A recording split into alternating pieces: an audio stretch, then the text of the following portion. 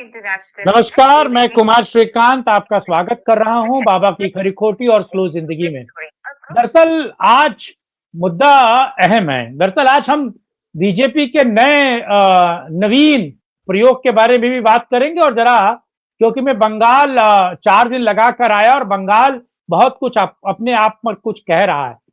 बंगाल से लेकर उत्तर प्रदेश में जो एसआईआर है और उत्तर प्रदेश में एसआईआर को लेकर स्वयं योगी आदित्यनाथ अगर इस बात को कह रहे हैं कि 4,000 वोट 4 करोड़ वोट कम हो रहे हैं और वो वोट क्या वो बीजेपी के खाते के कम हो रहे हैं या वाकई गोल टोपी का भी वोट कम हो रहा है। जरा इसी मुद्दे पर बात करते हैं। मेरे साथ वीरेंद्र नाथ भट्ट जी, वरिष्ठ पत्रकार, सीनियर जर्नलिस्ट जुड़े हैं। सर, आपका बहुत बहुत स्वागत है। नमस्कार। नमस्कार।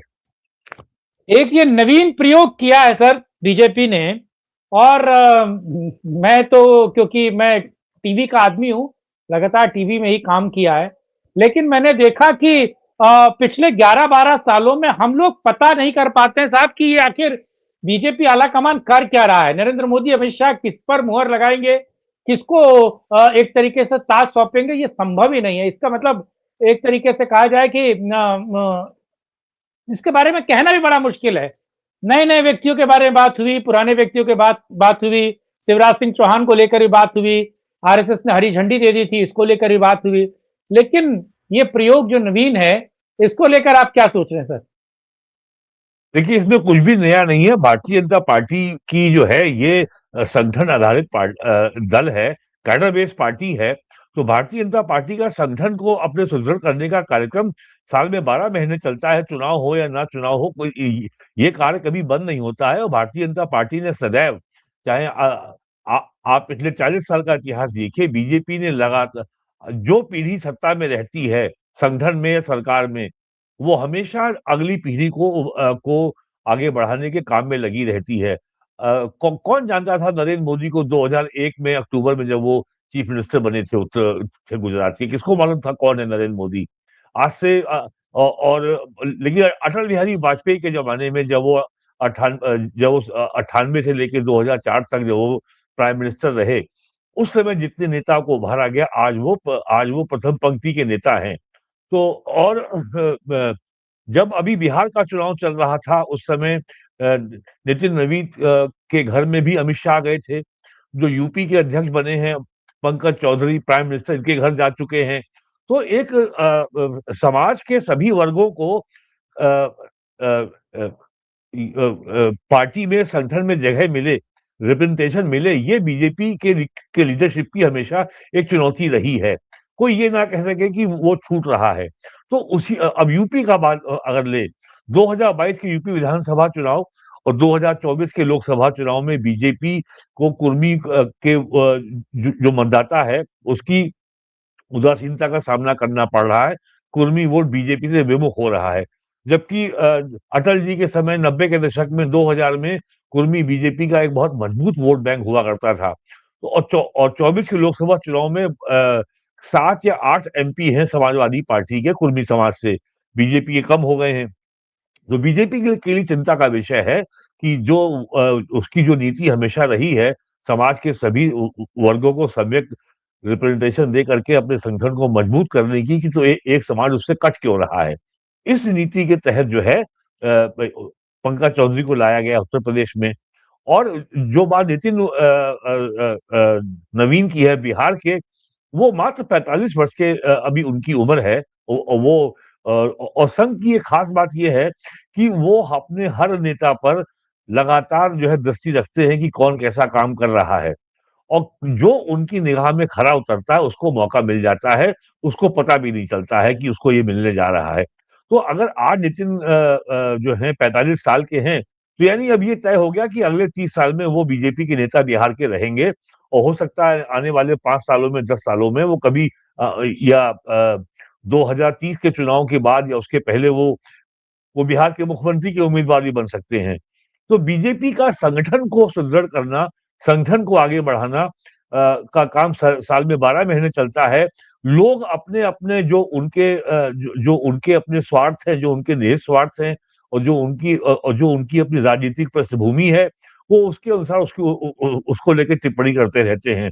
यूपी में पिछले लोकसभा चुनाव के बाद से जो राजनीतिक गलियारों में जो चटखारे लेकर के जिसके बारे में खूब चर्चा होती है कि वो साहब अमित शाह और योगी आदित्यनाथ में तनाव है, ये है। तो ये खबरें जो हैं चंदू खाने में बहुत लोकप्रिय होती हैं और ये चलती रहती हैं।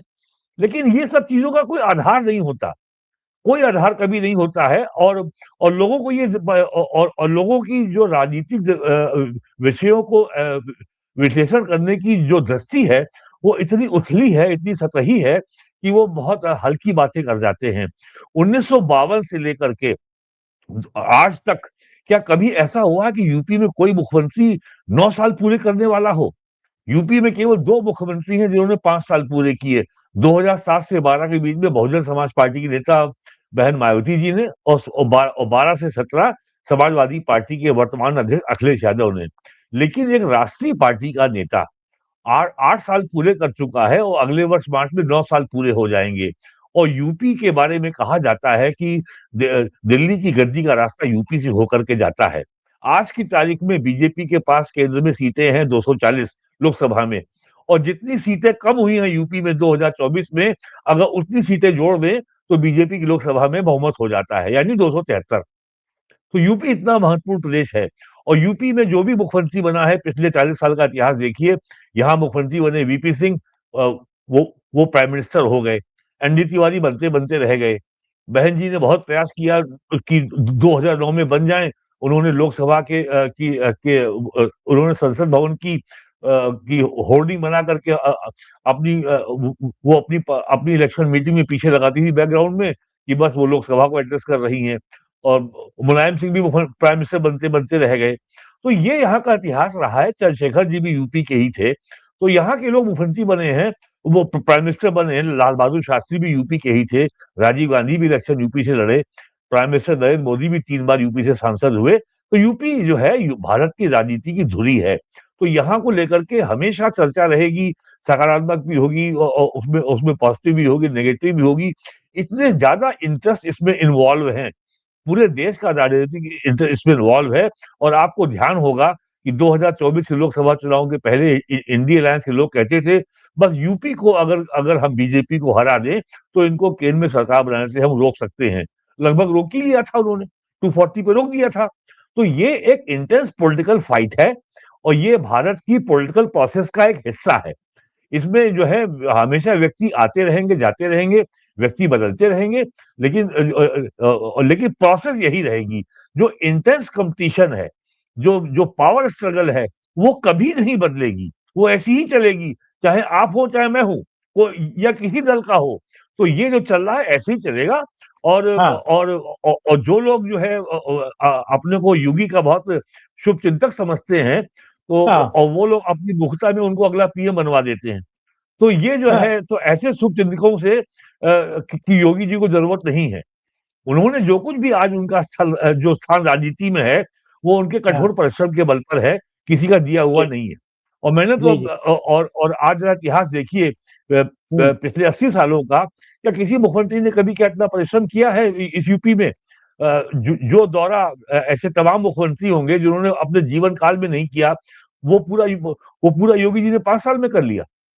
और लगातार हुँ, दौरे से जो गवर्नेंस की क्वालिटी है और जो प्रशासन है, उसकी डिलीवरी है, जो प्रशासन की जो सेंसिटिविटी है, जो उसका रिस्पॉन्स करने की जो उसका जो आदत है, उसमें बहुत असर पड़ता है।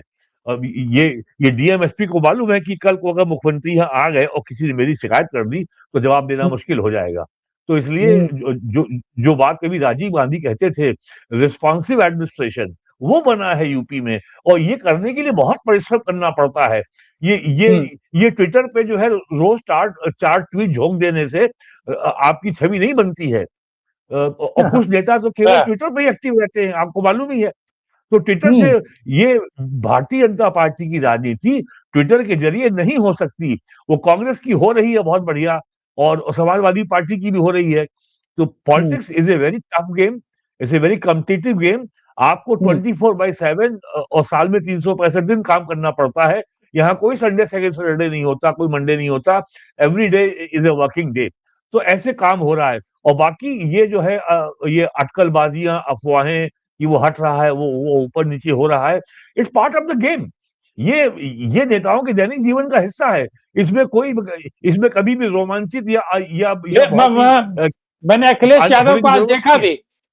मैंने अखिलेश यादव को आज देखा भी, वो कह रहे थे कि लगा अब उनको घटा नहीं सकते, तो उनको बैठा दे, उनकी ताकत कम कर दे। तमाम तरह की चीजें चल रही थी। नवीन जो नए अध्यक्ष बने, उनको लेकर एक खबर भी मैं आज पढ़ रहा था सर। मैंने देखा कि जब सबसे पहले जब मोदी मुख्यमंत्री नहीं थे, वो प्रधानमंत्री नहीं थे, मात्र गुजरात के मुख्यमंत्री थे। लुधियाना गए और लुधियाना में वो जो पोस्टर उन्होंने नीतीश कुमार का हाथ लेकर साथ में ऊपर किया था, और उसी के पोस्टर को बिहार में लगवाने का काम जो है, ये इन्हीं भाई साहब ने किया था। उसके बाद जब इसका विरोध हुआ, सुशील कुमार मोदी ने बवाल काटा, नीतीश कुमार ने बवाल काटा, तो उन्होंने पूछा कि किसने लगवाया है? तो उन्होंने आगे आकर सीधे तौर पर कहा था कि ये मैंने लगवाया, और मुझे आप जो चाहें वो इसकी सजा दे सकते हैं। तो इनके बारे में एक इतिहास भी निकल कर आया। चलिए, मोदी मुझे लगता है कि अपने बारे में या फिर उनको लेकर जो काम करता है ना उसको ना भी वो याद रखते हैं। इसमें हाँ, इसमें हाँ, ये बात इंपॉर्टेंट है कि भारतीय जनता पार्टी में हमेशा ये अपराध बोध भरने का प्रयास किया जाता है कि Bharatiya Janata party anti Muslim है। तो अगर नीतीश कुमार ने अगर नरेंद्र मोदी के साथ हाथ लहराया, और और और नीतीश कुमार क्यों डरते हैं कि लोग उस फोटो को बिहार में ना देखें? किस बात का डर है भाई आपको? आपको डर होगा मुस्लिम वोट बैंक का कि आपका मुस्लिम वोट आपसे कट जाएगा। भारतीय जनता पार्टी को ये डर नहीं है। भारतीय जनता पार्टी ने हमेशा कहा कि वो किसी दल, वो वो किसी जाति या मजहब के खिलाफ नहीं है, वो सारे भारतीयों के साथ है। लेकिन हमारी राजनीति का जो केंद्रीय स्तंभ है, जो सेंट्रल पोल जो पोल है, वो राष्ट्र है।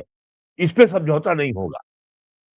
गंगो जमुन तहजीब के नाम पर हम ये हाँ, सब नहीं हाँ। मानते बकवास की हमारी मिली-जुली संस्कृति है, गंगो जमुन तहजीब है, और वो ईश्वर अल्लाह तेरो राम। We don't subscribe to this kind of nonsense. Our nationhood is pure, unadulterated and hmm, ancient. तो ये हम राइट, समझौता नहीं करेंगे कि हमने जो है राइट। वंदे मातरम के 2 स्टैन्ज़ा काट दिए ताकि मुसलमान खुश हो जाए। इस तरह का समझौता भारतीय जनता पार्टी में नहीं होता। नितिन हुँ, जो है वो पोस्टर लगवा करके यही संदेश दे रहे थे। राइट। सर, इससे लेकर एक और बहुत महत्वपूर्ण बात है जो जो इसको लेकर आई है। बहरहाल सर्वधर्म समभाव, जिसे मैं सर्वधर्म वड़ा पाव कहता हूँ, उससे अलग हुँ। अगर देखा जाए कि क्या आपको लगता है कि योगी बाबा ने जो कहा है 4 करोड़, और 4 करोड़ फिर उन्होंने कहा है कि ये हिंदुओं का भी हो सकता है, आपको क्या लगता है कि इसके पीछे का उद्देश्य क्या होगा उनका? अगर देखिए ऐसा उद्देश्य कहा है केवल ये उन्होंने। है कि हाँ, 2010 में चुनाव आयोग ने देश भर हाँ, के डिस्ट्रिक्ट इलेक्शन ऑफिसर्स को ये आदेश दिया था, किसी मतदाता का नाम ना काटा जाए। तो यानी पिछले 15 सालों में जो कई करोड़ लोग जो अब इस दुनिया में नहीं हैं, जिनका प्राकृतिक कारणों से या बीमारी से या दुर्घटना में या किसी अन्य कारण से जो अब दुनिया में नहीं है, उन सबके नाम नहीं काटे गए। और ये सवाल कोई क्यों नहीं उठा रहा है कि अगर आज 10वीं बार जो है एसआईआर हो रहा है, तो पिछले जो 9 एसआईआर हुए सन 52 से लेकर के 2004 के बीच में, वो क्या ऊँट की चोरी निवरे-निवरे हो गई थी? कोई जान क्यों नहीं पाया? क्या ऐसा हो गया इस बार की जो है एसआईआर को लेकर के इतना हल्ला मचा हुआ है, इतना शोर मचा हुआ है? योगी जी ने जो कहा है कि 2025 1 जनवरी को यूपी की आबादी 25 करोड़ से कुछ अधिक थी और 15 करोड़ 40 लाख मतदाता थे। और आज जो हमारी आबादी है जनवरी 1 2026 में इनकी संख्या कम से हमारी जो वोटरों की संख्या है वो होनी चाहिए 16 करोड़, और एसआईआर के बाद जो संख्या मतदाता की उभर के आ रही है वो मात्र है 12 करोड़। तो ये 4 करोड़ मतदाता कहाँ गए? और उन्होंने ये भी कहा कि 4 करोड़ मतदाता में 85% हमारे हैं। और ये बात सही है कि भारतीय जनता पार्टी के संगठन का जो रुख रहा है एसआईआर को लेकर के, यूपी के बड़े इलाकों में बहुत उदासीनता भरा रहा है। पार्टी कैडर्स बहुत इंडिफरेंट रहे हैं। लखनऊ में मेरे पास ही कोई बीएलओ नहीं आया, मैंने अपने बीएलओ को खोजा, तब जाके मेरा वोट हुआ। और हम जमाने से सुनते आ रहे हैं बीजेपी के पन्ना प्रमुख हैं और आपके रजिस्टर प्रमुख हैं और पोस्टर प्रमुख हैं। क्या कभी आपने देखा पन्ना प्रमुख को बीजेपी के? हमने तो कभी आज तक नहीं देखा। आपने देखा हो तो बताइए। तो ये सब जो है ये तो थ्योरीज हैं, योगी जी ये ने मैथ थ्योरीज है सर। योगी जी ने केवल ये संगठन को अलर्ट किया कि इसमें हाँ, काम इसमें समय है और इसमें जुटिए। इलेक्शन हाँ, कमीशन ने एसआईआर की प्रक्रिया दिसंबर 11 को खत्म हो रही थी। सारे 26 राज्यों कर। में उसको 1 हफ्ते बढ़ाया, लेकिन यूपी में 2 हफ्ते बढ़ाया और यूपी में एसआईआर एंड हो रहा है दिसंबर 25 को। अभी भी हम्म, समय है 9 दिन हम्म, का। तो यूपी में संगठन ने जो काम नहीं किया है, केवल योगी जी ने संगठन को चेताया कि आप काम कीजिए और जो है और पार्टी ने करीब 1.25 लाख जो बूथ लेवल एजेंट अपॉइंट किए हैं, सब लोग जुटिए और जो है सारे बीएलए जुटे और बीएलओ से मिल करके और पार्टी के संगठन के जो जो पदाधिकारी हैं बूथ लेवल के, मंडल लेवल के, वो लोग जुटे काम करें। इसको जो है जानबूझ करके पॉलिटिकल ट्विस्ट ये दिया जा रहा है कि योगी जी ने नए जो अध्यक्ष प्रदेश के हैं उनको एक असाइनमेंट थमा दिया कि आइए भाई काम कीजिए। ऐसा कुछ नहीं है। योगी जी पूरे दिसंबर में अब तक वो कम से कम 8 मंडलों का दौरा कर चुके हैं। हम्म, उन्होंने हर मंडल में जाकर के डिस्ट्रिक्ट मैजिस्ट्रेट और पार्टी के जिलों के नेताओं से और स्थानीय विधायकों से और सांसदों से जीते हारे हुए सबसे समीक्षा की है कि जो है एसआईआर पे कैसा काम चल रहा है। तो उससे जो उनको डाटा मिला है उसके बाद उन्होंने कहा है कि एसआईआर के काम में जुटिए। सबसे जो है स्थिति जो जो पुअर परफॉर्मेंस है वो प्रयागराज में है, कानपुर नगर में है, कानपुर देहात में है, बुंदेलखंड में है, अलीगढ़ मंडल में है। वहां सब काम तेजी पकड़ रहा है। अब अलीगढ़ मंडल में कोई शिकायत नहीं है, काम हो रहा हम्म, है। तो ये केवल उन्होंने जो है केवल ये आंकड़ा रखा था पार्टी संगठन के सामने कि इस कार्य को गंभीरता से लीजिए, समय है और इस काम हम्म। में जुटिए। और इसके अलावा अब इसमें इसका कोई अगर कोई अर्थ निकालना चाहता है तो वो स्वतंत्र है, निकाले। हाँ, वो तो स्वतंत्र है ही। एक एक एक आखिरी सवाल मैं आपसे पूछ रहा हूँ। क्या आपको लगता है कि ममता दीदी जिस तरीके से शांत हैं, अब एसआईआर पे हो हल्ला नहीं कर रही हैं, एसआईआर को लेकर इतने उनके अब प्रवचन नहीं आ रहे हैं, तो क्या अब उनको भी पता चल गया कि साहब एसआईआर का विरोध करने का कुछ फायदा है नहीं और पार्टी का संगठन बेहतर काम करे? क्योंकि मैं 6-7 दिन बंगाल था, मैंने देखा एसआईआर का एक बहुत बड़ा इम्पैक्ट हुआ है वहाँ पर। वहाँ खोलिया की खोली खाली है, हल्दिया खाली हो गई है। हल्दिया में काम करने वाले लेबर्स नहीं है। तो बहुत बड़ा वह एक वहाँ का एक तरीके से जमीन अलग-अलग चीज़ों को बता रही है। लेकिन ममता बनर्जी अब एसआईआर का विरोध छोड़कर चुनावी प्रबंधन के लिए लग चुकी हैं। तो क्या ये बीजेपी के लिए भी अब वो नहीं है कि साहब एसआईआर पर अपनी घेर रहे हैं? क्योंकि बीजेपी बहुत अलग-अलग जैसे मालदा है, 24 परगना है, मैंने वहाँ देखा, हल्दिया देखा, कोलकाता में देखा बड़ा बाजार, वहां पर बीजेपी के बूथ या फिर बीजेपी के कार्यकर्ता पूरी तरीके से गायब हैं, क्योंकि मैं तो घूम के आया वहां पर। तो क्या ममता को लेकर थोड़ा गियर चेंज करना पड़ेगा बीजेपी को, खासतौर से बंगाल में? जी। एसआईआर होने के बावजूद ये आपने स्वयं कहा, भारतीय जनता पार्टी के लिए पश्चिम बंगाल विधानसभा का चुनाव बहुत ही चुनौतीपूर्ण होने जा रहा है। ममता बनर्जी जो है इलेक्शन की रिगिंग के लिए कोई भी कसर बाकी नहीं छोड़ेगी। जैसे ये अभी चुनाव आयोग ने कहा था कि कलकत्ता में या अन्य इलाकों में जो मल्टी स्टोरी अपार्टमेंट्स हैं, तो उन्हीं के अंदर पोलिंग बूथ बनाएंगे। तो तुरंत जो है कलकत्ता के मेयर हाकिम चौधरी ने सारे जो है फ्लैट ओनर्स की बैठक बुलाई और कहा वो जो जो होते हैं रेजिडेंट वेलफेयर एसोसिएशन कि भाई आप लोग मना कर दो चुनाव आयोग से कि आप यहाँ पे पोलिंग बूथ नहीं बनाने दोगे, क्योंकि ममता क्योंकि ये होता है बंगाल में कि जो मल्टी स्टोरी फ्लैट्स हैं, पोलिंग के दिन वो ये टीएमसी के लोग आके गेट पे बैठ जाते हैं और किसी को बाहर नहीं जाने देते हैं। तो इस बार सबसे बड़ी और ममता बनर्जी ने कहा भी था ये कि ये अमित शाह का ये ट्रैप है हमारे लिए कि अमित शाह जो है वेस्ट बंगाल गवर्नमेंट को चुनाव आयोग से लड़वाना चाहता है ताकि यहाँ पे लगा सके प्रेसिडेंट रूल। ये सब ममता बनर्जी बोल चुकी हैं ये। और ममता बनर्जी निश्चित तौर पर बैकफुट पर हैं और ममता बनर्जी को बहुत बड़ा नुकसान एसआईआर से हो चुका है। लेकिन फिर भी जो अब तक मेरे पास जानकारी है, अभी भी बहुत कुछ किया जाना बाकी है पश्चिम बंगाल में। एसआईआर में भी मैनिपुलेशन किया गया है। अब ये देखना है कि जो ड्राफ्ट रोल पब्लिश होनी है अभी 19 दिसंबर को, तब ये बात सामने आएगी कि कुल कितने वोट कटे, 59 लाख, 60 लाख या 65 लाख। तो चुनाव लगातार चुनौतीपूर्ण है। ऐसा नहीं है कि बीजेपी चुनाव जीत लेगी, सरकार बना लेगी। ममता बनर्जी जो है she is a street fighter. और हाँ, ममता बनर्जी की ताकत बहुत बुरी तरह कम हुई है, कॉम्प्रोमाइज हुई है। ममता बनर्जी की अब वो एग्रेसिव और स्टाइल अब उनकी नहीं रह गई है। उनको मालूम है कि she has lost the ground after SIR. उन्होंने ग्राउंड कंसीड किया है, इसमें कोई दो राय नहीं है। लेकिन अभी हम्म भी वो कड़ी चुनौती बीजेपी के लिए बनी हुई है। ये भी एक बड़ी समस्या है। इससे कैसे पार पाएगी, ये तो भविष्य का सवाल है और लाख टके का सवाल है। और ऐसे सवालों पर लगातार बात करेंगे। और वीरेंद्र सर ने ये समय दिया, उसके लिए बहुत बहुत धन्यवाद वीरेंद्र सर। फिर किसी और मुद्दे पर आपके साथ चर्चा करेंगे। दर्शकों से अनुरोध है कि वीडियो को लाइक कीजिए, शेयर कीजिए, चैनल को सब्सक्राइब करें और कमेंट बॉक्स में अपनी राय रखना बिल्कुल ना भूलिए। तब तक के लिए जय हिंद, जय भारत, वंदे मातरम, नमस्कार, जय श्री राम। जय श्री राम।